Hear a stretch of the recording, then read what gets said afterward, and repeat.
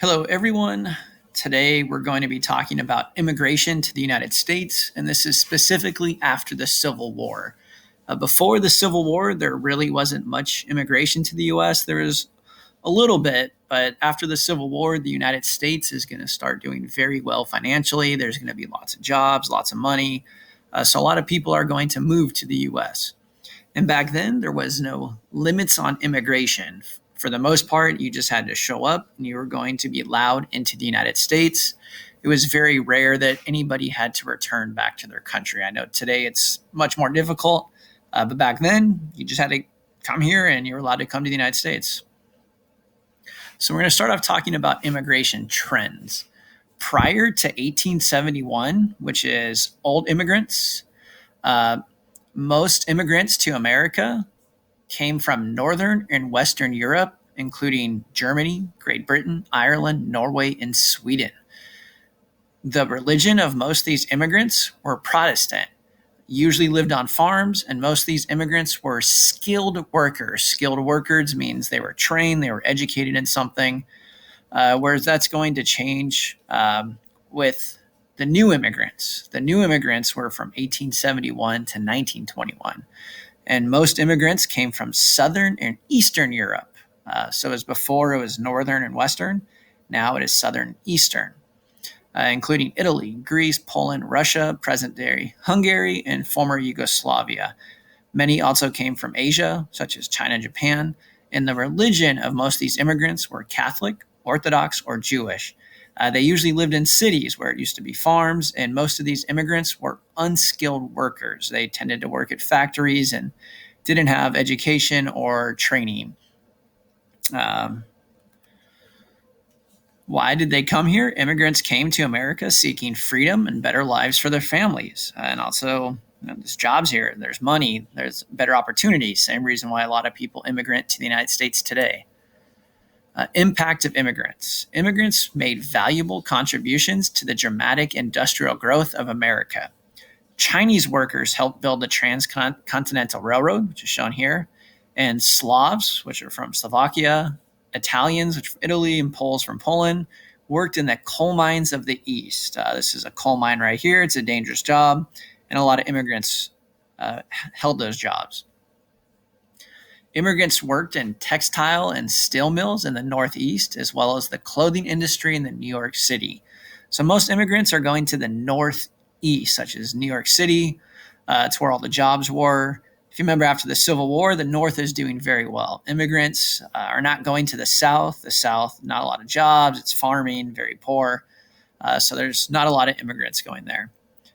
Immigrants worked unskilled labor for very low pay and endured dangerous working conditions to help build the nation's industrial growth. So while the U.S. was making lots of money, immigrants were working a lot of the hard jobs.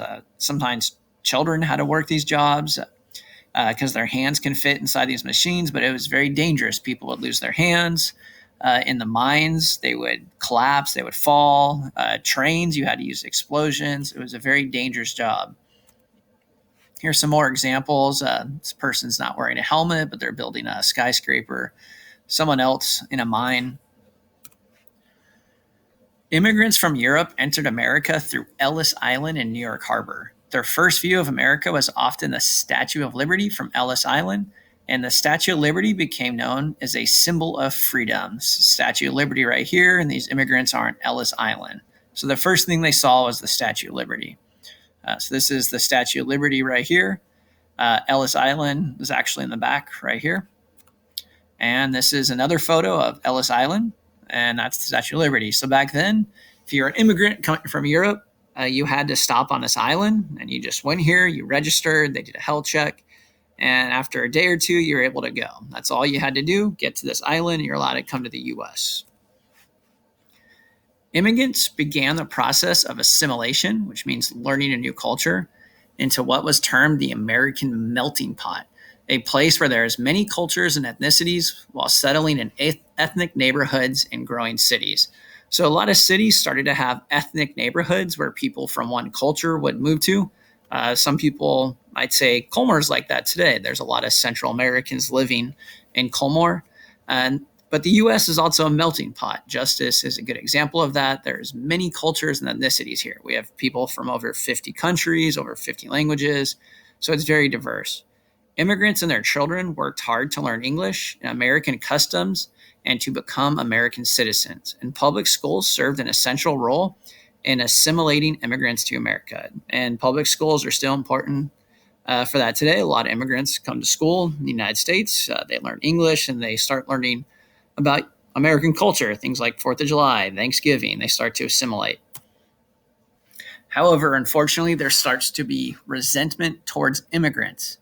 Immigrants were exploited by urban political machines that provided useful services in exchange for immigrant votes.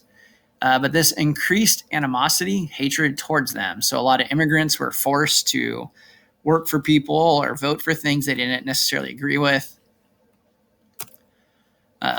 And although immigrants made valuable contributions to building America, they often faced hardship and hostility. They didn't make a lot of money, and a lot of people were hostile towards them.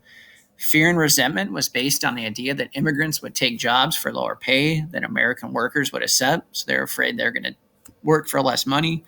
And there was prejudice, which is racism, was also based on religious and cultural differences. So a lot of the new immigrants that came, they were different religions. They were Orthodox, they were Jew, they were Catholic, where most immigrants used to be Protestant, and cultural. They spoke different languages. They tend to not be as white. They eat different food. So there's a lot of differences now.